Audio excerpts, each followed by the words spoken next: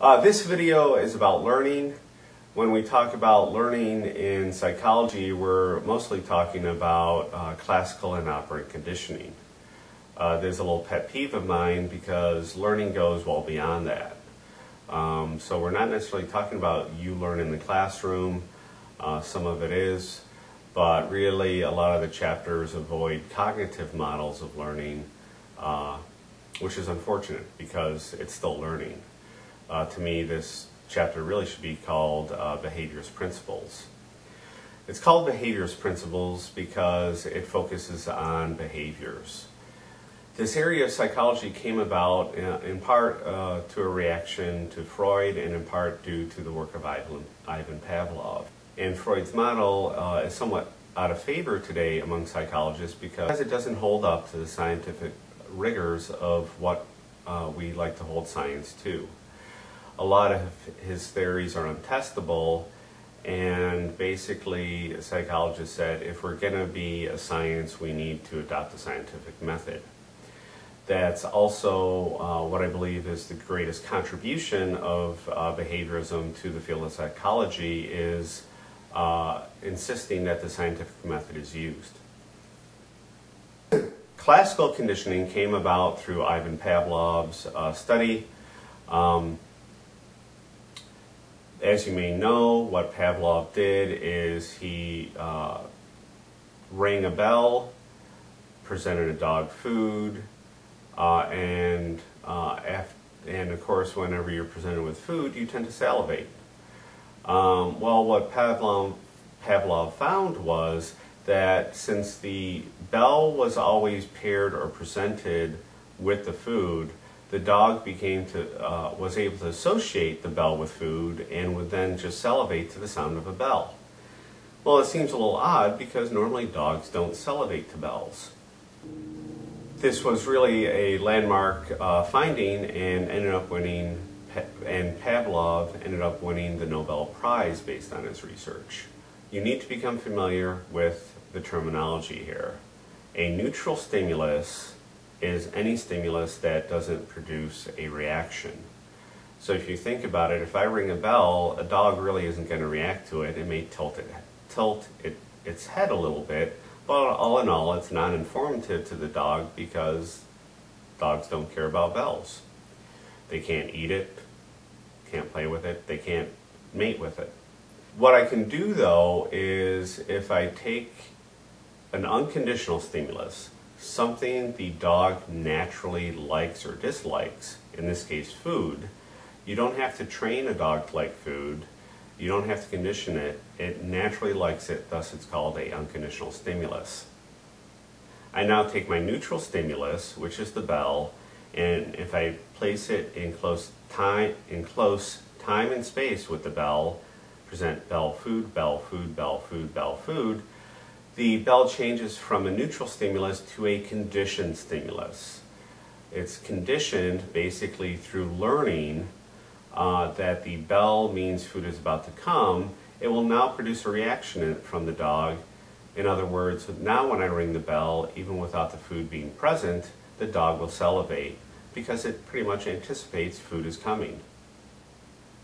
So what the premise of this learning is, through associating things that are in close time and space, we can take a neutral stimulus which doesn't produce much reaction from the organism. If we pair that together with an unconditional stimulus, what we end up with is a conditioned stimulus. We can get a response to that previously neutral thing. And you see the same thing may happen with you. We look at Homer Simpson, he drools just at the word butter. Well, people don't normally drool over a word. In graduate school, I got my roommate to sweat just to the word wings. Being from Buffalo, I would cook very spicy wings, and we'd always say wings, and that would cause him to sweat. I myself, I salivate to the word Duff's, not Homer Simpson's bear, but the best place you can go get wings in Buffalo is Duff's. You may have the same thing. You may feel very romantic at a certain cologne because you associate that with a significant other. Or wherever you may have had a romantic date, you may drive by and see that sign, and it may produce some emotion in you.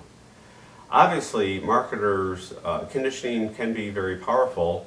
That explains why companies like McDonald's throws M's, golden arches, on everything they produce. You drive by and you may not be hungry, but seeing the golden arches may induce a feeling of hunger in you. Whatever you buy there, the bag has golden arches, the product has golden arches on it. You pretty much start associating golden arches with food, and it ends up producing a feeling of hunger. The other type of conditioning is operant conditioning. And in operant conditioning, it relies on the organism to operate or produce a behavior. It differs from classical conditioning in that in operant conditioning, it's really based on outcomes. Whatever the outcome is, if it's rewarding, you're going to produce that behavior again. If it ends up not being rewarding or that behavior ends up being punished, you're less likely to produce that behavior again. So it's really contingency based. So you wear a sweater and someone goes, wow, that looks really great on you, and you get a lot of compliments, chances are you're going to wear that sweater again. If you wear a brand new sweater and people start laughing at you, chances are that will go to the back of the closet or maybe back to the store. These are some terms you really need to get down. Books are test banks. Justifiably ask a lot of application questions. So it'll give you a situation and ask you, is this a case where positive or negative reinforcement is being used, positive or negative punishment being used?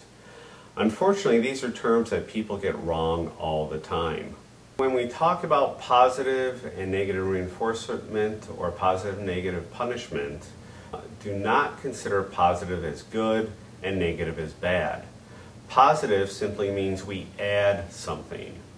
Negative means we take something away. When we use the term reinforcers, that means we're trying to get you to do the behavior again, to repeat a behavior. When we use punishment, we're trying to stop you from doing the behavior again. So when we discuss positive reinforcement, we are adding something to the environment that you like to repeat the behavior. So if you wear a sweater and I say that looks great on you, that's going to increase the likelihood of you wearing that sweater again.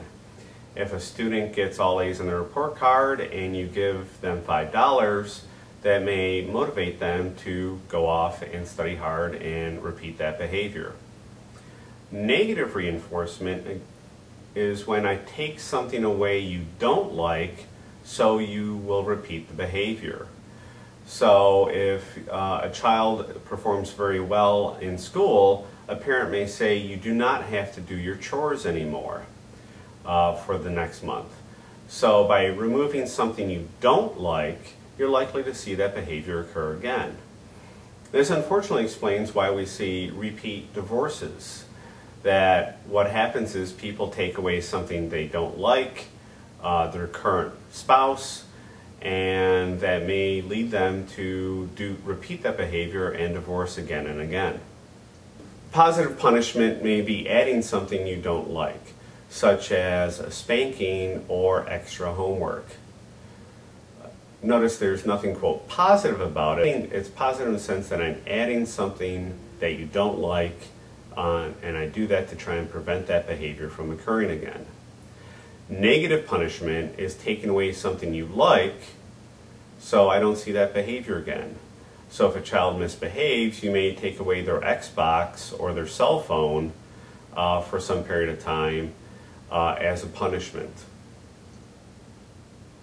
It's important to note that these things are very effective in modifying people's behavior. If you want to toilet train a child, if you want to train your dog, if you want to motivate employees to work, positive and negative punishers and reinforcers are very, very effective at modifying behaviors. There's a lot of value in these techniques. So as I mentioned, toilet training a child, what you may do is offer positive reinforcement every time they do it correctly. So, for example, if the child goes to the potty correctly, you may give them an M&M right afterwards. Reinforce them and say a good job. You could also establish a token economy. A token economy is when you give a token reward, something that doesn't really have any value, and after a period of time, the individual can cash those in for something of value. So in potty training, you not only can give them an M&M, but a gold star for every day they don't have an accident. And you can tell them once they get 10 gold stars, they get to go out to have some fun at a restaurant or a video game arcade or whatever you go off and do with your kids. There's, of course, a limit to their effectiveness. A child may go against the grain and say, I don't care if you take my Xbox away, and continue to misbehave. That concludes the discussion of the learning chapter.